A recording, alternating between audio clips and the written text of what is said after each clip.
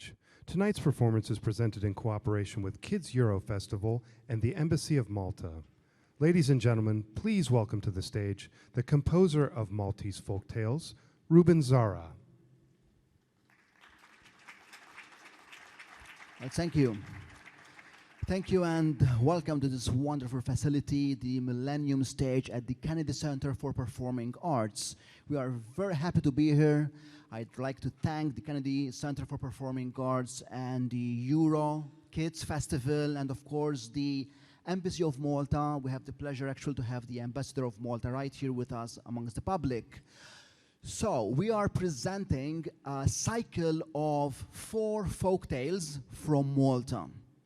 Now I have a question for the kids in the audience. Does anyone know where Malta is? Okay, I'll tell you. Do you know where Italy is? Yes, you do. Okay, it's in Europe. And if you move down the boot, Italy looks like a shoe. Right below the shoe, we have a football. Actually, it's Sicily. And below that island, we have a really tiny island called Malta. That's where we come from. So we came all the way around the globe to bring you this performance, Maltese Folktales. It's a narrative of folktales, but it's not just the story. As you can see here to my right, we have a piano.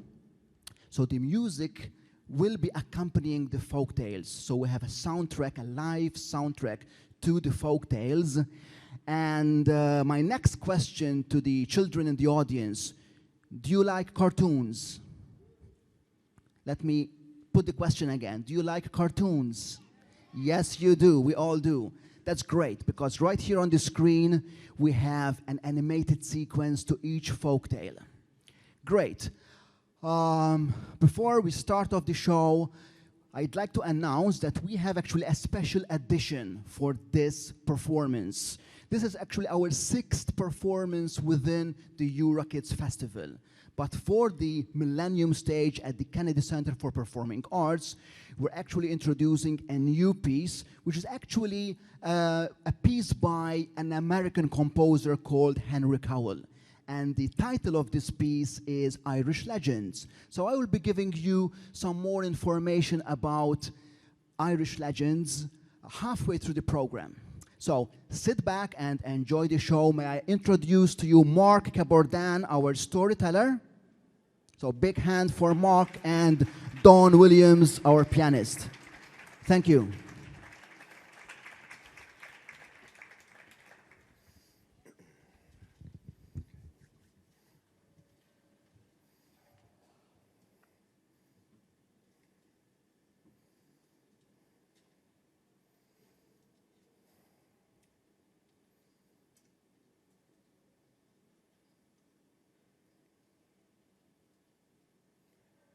The king who grew a horn on his head.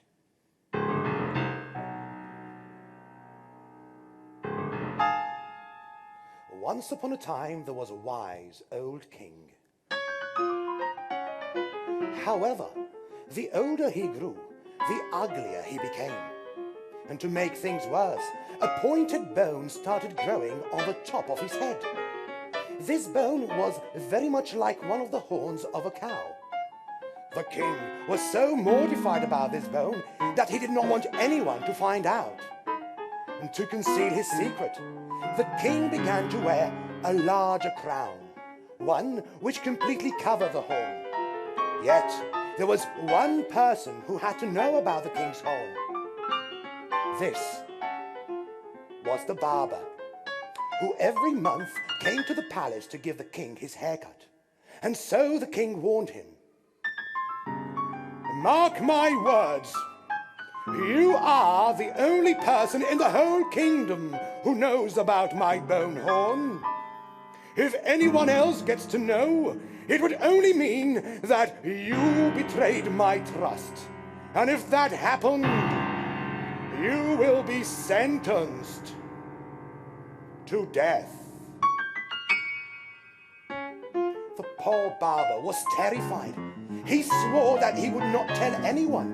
However, as time went by, the barber started feeling a strong urge to tell. He could not bear to keep such a big secret all to himself. But what could he ever do? Finally, he found a solution. He went deep into the woods where no one could hear him and started to dig out a big hole. He climbed down inside it, and when he was certain that no one was around, he began crying out loud, "The king has a horn, on his head he has a bone! The king has a horn, on his head he has a bone!" He kept repeating the same words until he was exhausted. At last, he felt released from the burden of keeping the secret all to himself. He filled up the hole and went back home. Winter came along, and on the patch of soil where the barber had dug up the hole grew a bunch of wild wheat. Children began cutting the wheat to make reeds.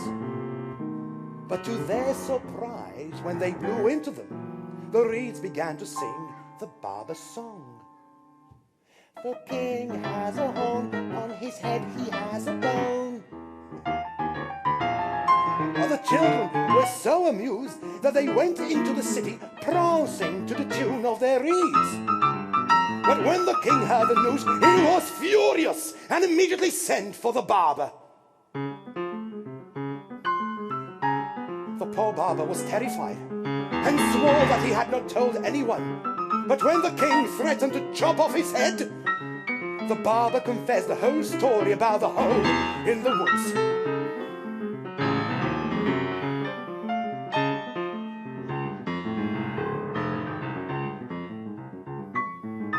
The old wise king learned his lesson well. Because if you truly want to conceal a secret, you must not tell anyone. If just one single person gets to know, it is no longer a kept secret.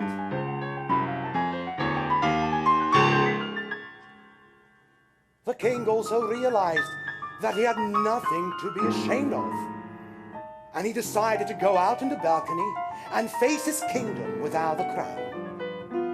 And so he did. Can you guess what happened next? As the king was on the palace balcony, the bone horn on his head shrunk and disappeared.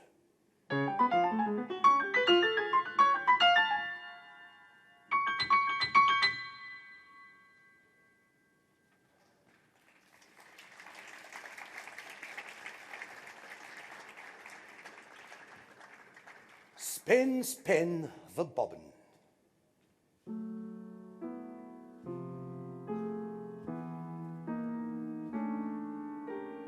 Once upon a time, there was a poor man who lived together with his wife in a small cottage.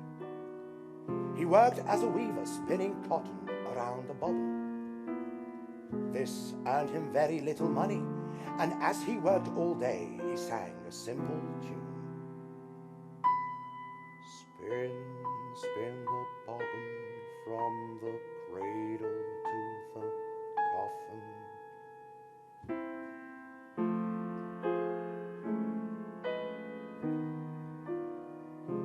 The king used to stroll past the cottage for his daily walk, and each time he would hear the weaver moan the same old song.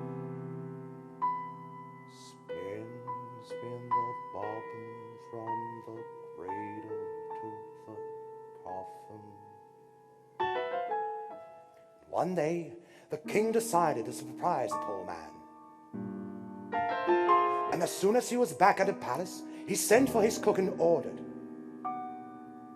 "Roast me a chicken and stuff it with gold coins. Once it's ready, send it to the poor weaver who lives in the small cottage at the far end of the city." The cook obeyed the king's orders and sent the roasted chicken stuffed with gold coins to the weaver. The poor man and his wife were astonished when they received the royal gift. And the weaver's wife turned to her husband and said, "There's more food than we can ever eat. Let us slice a small portion and send the rest to our landlord, the Baron." So the weaver and his wife sent the rest of the chicken away and did not find out about the hidden treasure.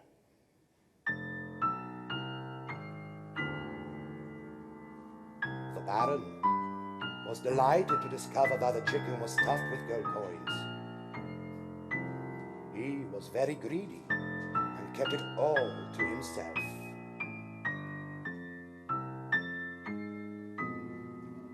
The next day, the king walked by the small cottage, and to his surprise, the weaver was still singing the same song.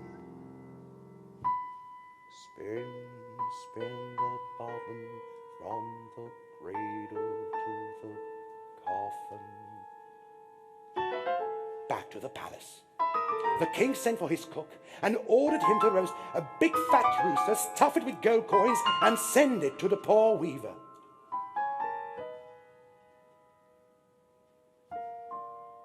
But the same thing happened. The weaver and his wife kept a small portion to themselves and sent off the rest to their landlord, the Baron. The king was very puzzled when the next day the weaver was still singing the same song. Spin, spin the bobbin from the cradle to the coffin. So once again he sent for his cook and told him to roast a large turkey, stuff it with gold coins, and send it to the weaver. But even this time round, the Baron kept all the money to himself. The poor man never discovered the gold coins.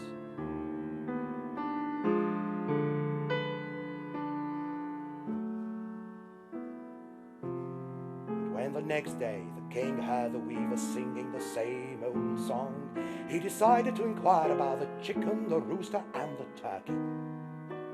The weaver told him the whole story, and the king realized why the poor man was still moaning and singing the same song. "Very well," said the king. "Climb up into my carriage." The weaver climbed up, and the king took him to his royal estate. "All this land, as far as the eye can see, belongs to me. Pick up a stone and throw it as far as you can. The land from where you stand till where the stone falls will be yours." The poor man could hardly believe his luck. He picked up a stone and began spinning his arm in circles, round and round and round. But the stone slipped from his grasp, shot up into the sky, landed straight on his head, and the poor man fell down dead. And as the king looked over the poor weaver, he heard the same song buzzing in his head.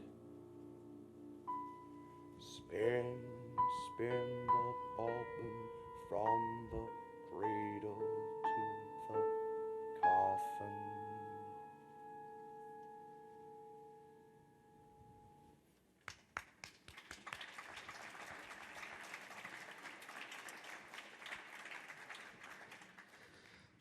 Okay, so before we proceed with our final two Maltese folk tales, Dawn will be performing Irish Legends by American composer Henry Cowell.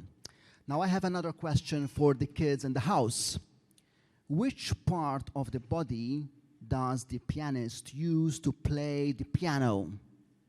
Let's see. The fingers, that's very good. And it's true for most of the repertoire, for most of the music, but for these pieces by Henry Cowell, by American composer Henry Cowell, the pianist will not just use the fingers, but will use the elbow and the fist and the palm, because Henry Cowell was really a genius to explore new ways of performing the keyboard, the piano. So for all the kids in the house, and not just the kids, I'd like you to not just listen to the music, but even follow the performance of the pianist as she works around the keyboard to bring to you three Irish legends. Each piece will be introduced by an introduction, by a short story, which is an Irish legend by Mark Gabardin. Thank you.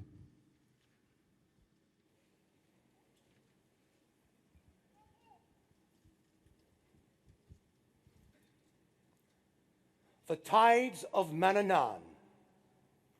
Mannan was the god of motion, and long before the creation, he sent forth tremendous tides which swept to and fro through the universe, and rhythmically moved the particles and materials of which the gods were later to make the suns and the worlds of today.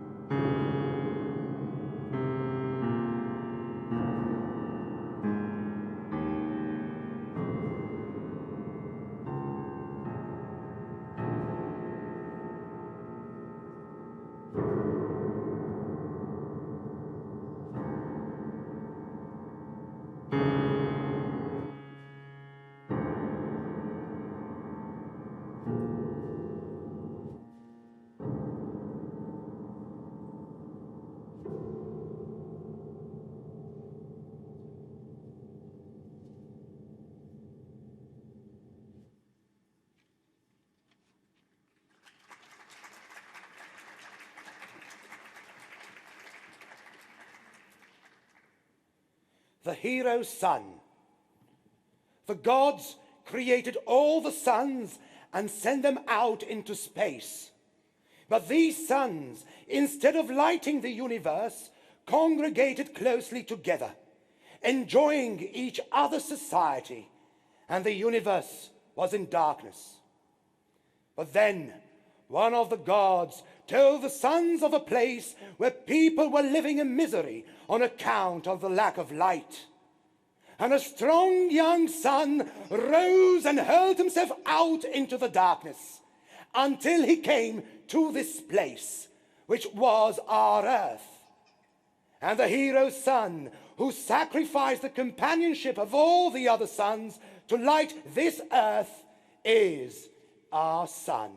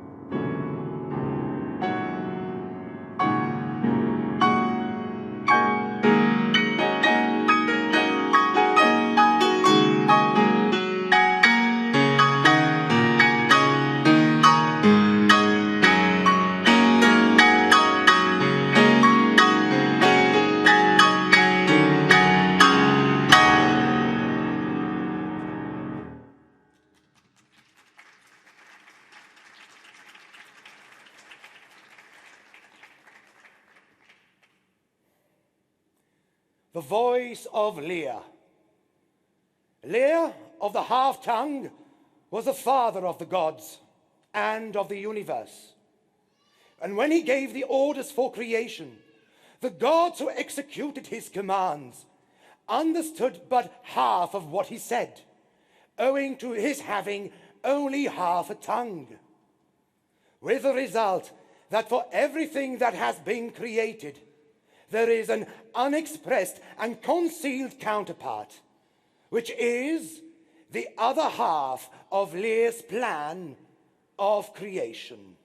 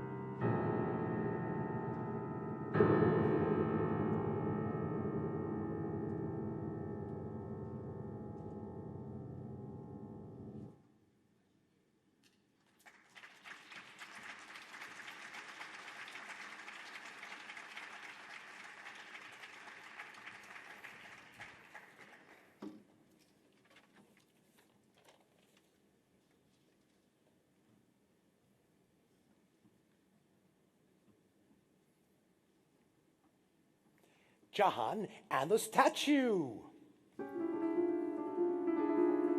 Now, Johan's mother felt exasperated watching her lazy son shuffling around the house wasting time. So she bought him a roll of linen, set him up with a hand-driven cart, and told him, Johan, let us see if you're able to sell this roll of linen.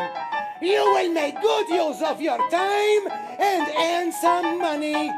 But listen to me, do not bother selling to anyone who's too talkative. Johan liked the idea and instead of pushing the cart around the village, yelling, Linen! Who wants to buy my linen? Women began showing up on their doorsteps, calling him to attract attention. Come on over, Johan, come on over. But Johan still had his mother's words buzzing in his head and said to himself, these women are so talkative, I will not sell them anything. And many people gathered around him to inquire the price, but Johan refused to sell and simply kept pushing the cart forward. On and on and on he went until Johan left the village and came to a town. And right in the middle of the town square was a statue of a woman with a bobbing head, signaling the direction of the wind. The statue would lower its head when the wind blew south and tilt backwards when the wind blew north. Now, on that particular day, there was a south wind blowing, and when Johan saw the statue bobbing its head, he thought she was calling him.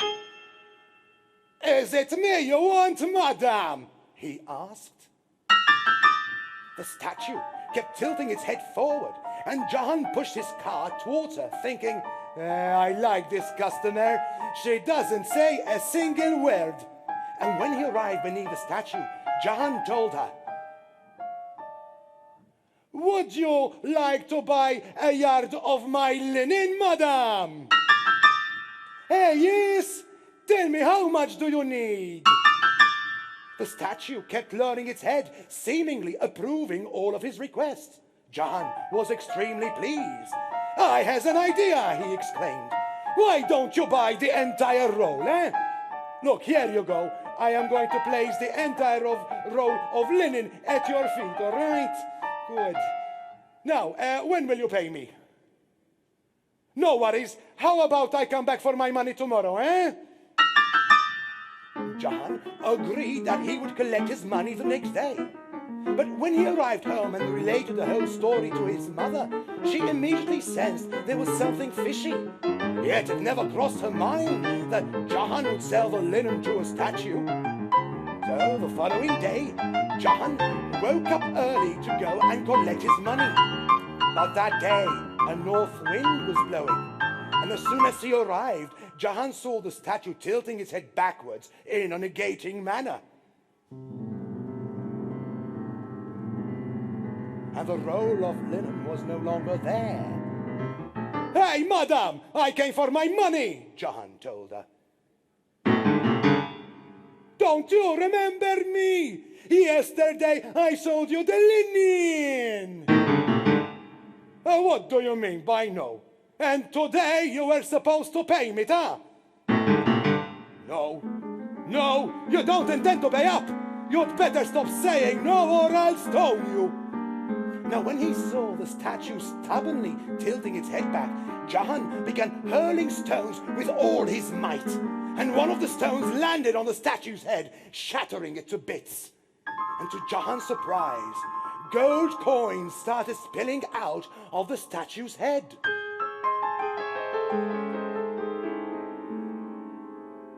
Now I see, yelled Johan. That's where you were hiding my money, oosh. Johan was right, because no one knew that the statue was packed with gold coins. But the king was soon notified, and he sent for Johan. But when he heard the story, the king said, since you made the discovery, the coins belong to you. We will use some of the money to repair the statue, but the rest is yours. man managed to strike a better deal selling his linen to a statue rather than to people.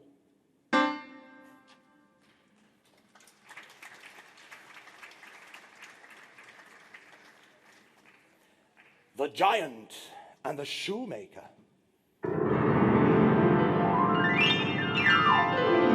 Once there was a shoemaker who earned his living by traveling from one village to the next, mending shoes. The villagers always paid him for his service. However, if they hadn't enough money, they would give him some cottage cheese or a basket of fruit. Sometimes a small animal or even a bird. And every morning he would make his way to the village with a bag full of tools and a small pouch of food. And in order to get to the village faster, the shoemaker would often cut across the woods. The villagers used to avoid the woods because they believed there lived the giant ogre who devoured humans. These village rulers did not really bother the shoemaker, and he kept using the woods in order to reach his various destinations. But one evening, as the shoemaker was on his way back home, he came face to face with the evil giant. Hey, you! Yes, you human! Exclaimed the giant. Oh, how do you do, my friend? Answered the shoemaker politely. What are you capable of doing? Asked the giant. Well, I'm capable of doing all that you can do, answered the shoemaker confidently and without the slightest fear. The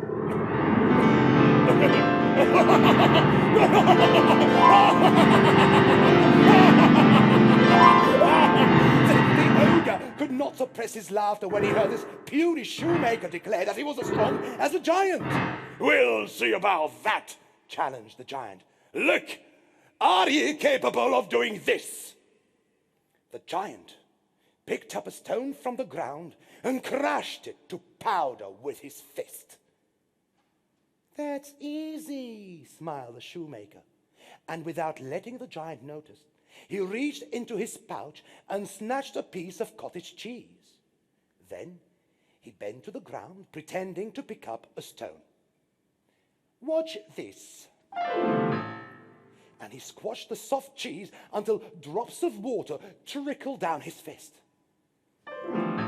The giant was ever so astonished because although he was very strong, he was not so smart. Dear me, thought the giant, I have never seen anyone draw water out of a stone. But he did not give up, for he could not accept such a defeat. Okay, now let us see if you can throw a stone as far as I can, boasted the giant. And he picked up another stone from the ground and flung it so hard that it reached the trees at the very, very far end of the woods.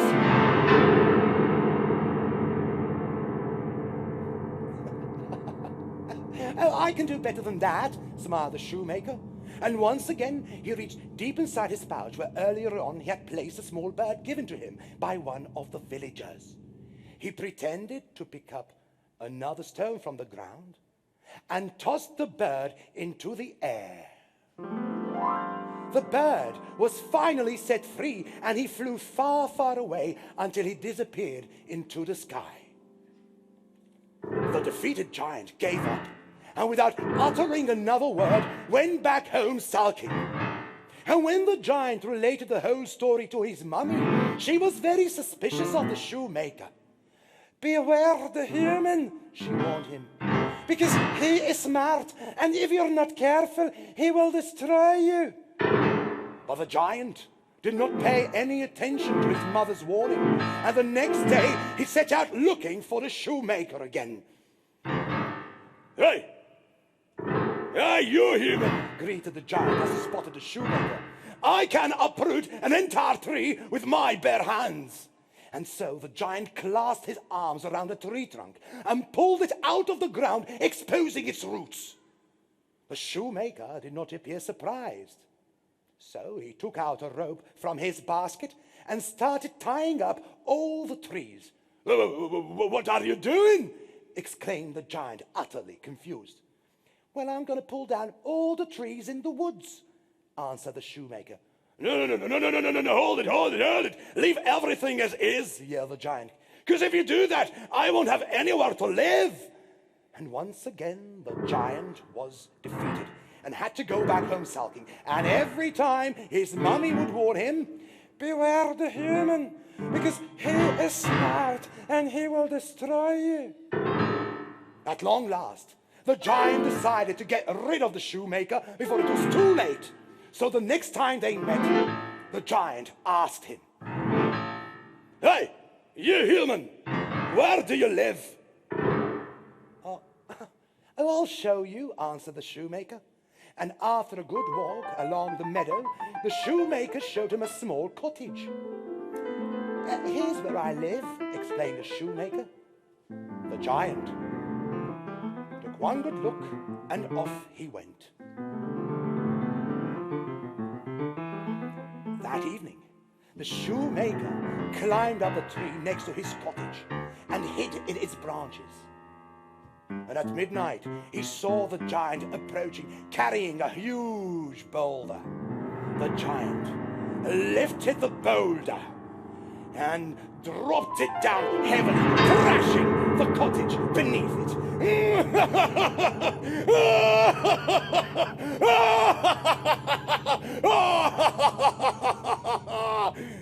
Satisfied, the giant ogre went back home. But the next day, the giant came face to face with the shoemaker. How can this be? Exclaimed the giant. Didn't you feel anything last night? To tell you the truth, I did feel something, the shoemaker said. Probably a little plaster came off the ceiling and fell on my face while I was asleep. Yeah.